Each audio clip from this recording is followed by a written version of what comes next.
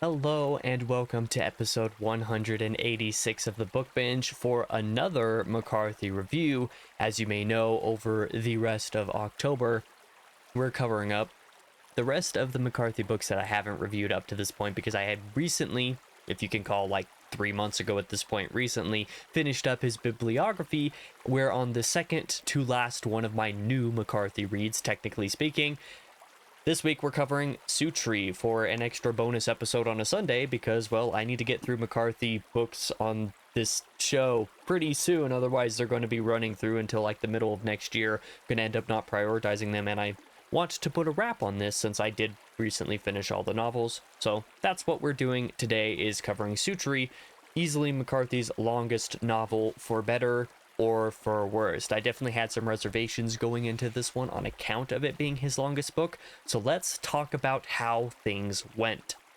Starting off, just as always, with the good, I would say one of my favorite things about Suttree was that the slice of life is not actually that bad. The slice of life is generally enjoyable to follow and interesting, and the characters as well that we're following through the slice of life nature of the book are generally engaging. Now, this isn't always the case, but Suttree being so long as it is, it's surprising that McCarthy was able to get the story to last as long as it did, and that's largely because the plot isn't really there. It doesn't really have much of a focus on plot. It's mostly just slice of life. So as long as you like slice of life stuff, just characters getting into shenanigans and what happens as a result of them, this book has that in droves. Now, not all of the things that happen over the course of this book were things that I really liked or enjoyed or thought were notable to any degree, but a lot of it is pretty decent. The book is often humorous in its sort of satirical takes on parts of the slice of life formula.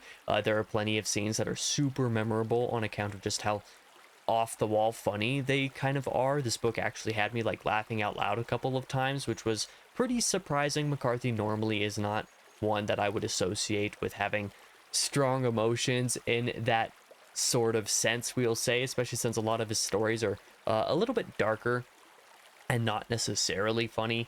But this is one that had me feeling that way a couple times. There are otherwise a couple feels or reels types of moments, so different sections of the book that are a little bit more emotionally driven because it is slice of life and you're following characters doing stuff. You're also following how characters feel over the course of different scenarios and situations over the course of the book, and this one has plenty of the back and forth between some of the more humorous stuff, the more satirical sides of things, but the emotional stuff is also there.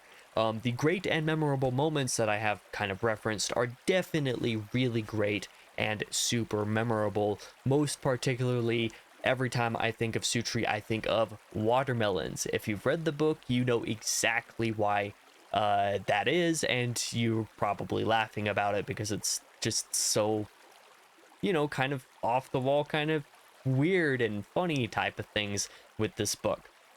Largely, Suttree does seem to focus on two different characters and a back and forth kind of going between them. And like I said, following the shenanigans of these two characters, and I would say it works surprisingly well jumping between these two every once in a while. The second character, I forget his name, is a pretty funny and satirical kind of character, and I really enjoyed him. Suttree himself is the title character, is sometimes extraordinarily relatable. That's where kind of the more emotional moments are generally hidden, is with his stuff. But I liked following these couple characters. Even if not everything was great, it was all at least pretty good.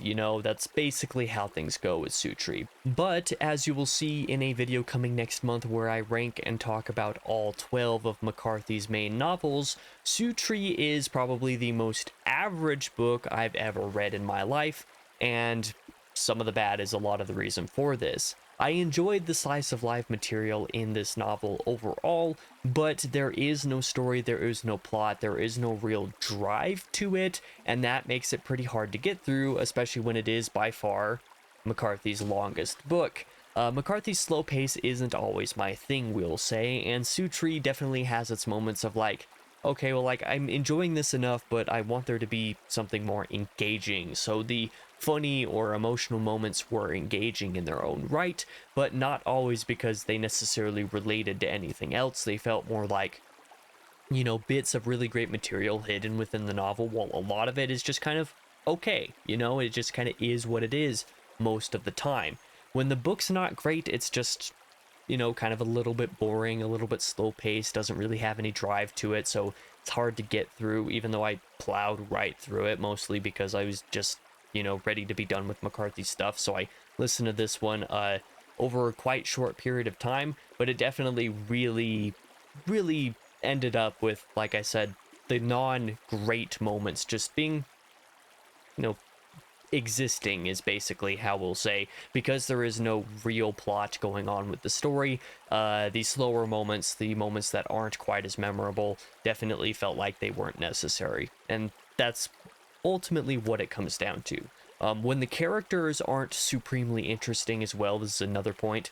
When they aren't very interesting, or when they aren't otherwise very entertaining, they kind of feel just like nothing burgers wandering around and doing nothing. This is ultimately the problem with slice of life books as a whole, not just McCarthy's take on it in Suttree, but like slice of life in general, is if you're not super engaged with the characters all of the time, then there's a good chance there are going to be sections of the book that just don't work for you, or that just kind of feel off, or that don't fully satisfy. And Suttree has a lot of those moments for me as well. So even though there are really great and memorable moments sprinkled throughout, they're interconnected by moments where, like, I don't really feel for the characters, or don't have any reason to care, or just don't have any plot to follow to engage me overall. And as I've kind of hinted at a couple times, the book is just a little bit too long. It is by far McCarthy's longest book, and it suffers for it.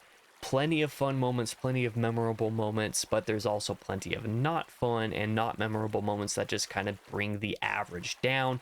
That is why this is like ultimately my exact middle of the road average McCarthy book, because it has the great stuff, but then it also has plenty of just stuff that didn't really need to be on the page, in my opinion. As for the ugly, I've kind of already hinted at this. Suttree is simply one of the most average books I've ever read. It is the middle point of McCarthy, half super great, half unmemorable and unimportant. So neither notably good as a complete package, nor notably bad. So it just kind of sits in a weird position of like, well, I enjoyed that, but if I'm going to make you a list of the McCarthy books that I enjoyed the lot, or enjoyed the most especially, Suttree is definitely nowhere on that list. So it kind of makes it a little bit hard to recommend, because it is McCarthy's longest book, but also so middle of the road as a complete package combined together. I think this will work for some people quite well. Lovers of McCarthy will definitely not dislike it, but I think people who either aren't super into McCarthy, or don't think that McCarthy's like general writing style in a sort of slice of life way are going to engage them. They're definitely not going to have their minds changed by Suttree. It doesn't help that this is far from representative of his work overall, tonally and thematically. So this is one that's like, if you're a McCarthy lover, give it a shot. I don't see a whole ton of McCarthy lovers like absolutely like putting this on like the favorite pile, basically.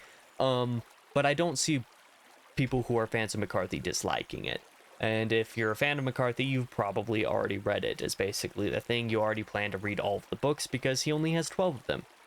So Suttree's just in a weird position, is basically the deal. I can't personally say that I actively recommend Suttree. I think you've probably got to be someone who likes McCarthy a good bit already for Suttree to be worth giving a shot. If you haven't already read a lot of his stuff and like a lot of it, there's probably no reason to start with Suttree or to move on to it next. If not, there are plenty of other better places to go with it, in my opinion. But yeah, those are my basic thoughts on Suttree by McCarthy. We're now almost entirely through my reviewing all of his books.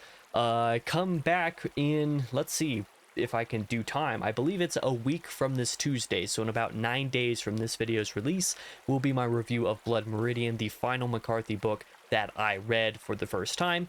That one's going to be an adventure of a review. I hope you're willing to come check that out. And then in October, I have a couple special McCarthy videos to do to wrap up the bibliography, one of them being a ranking that I kind of hinted at in this one. So I hope that you're excited for that stuff. If you're a McCarthy fan, or if you really love Blood Meridian, we will definitely see how next Tuesday's video will go down. But I'll be back in the next video regardless, and I hope to see you guys there.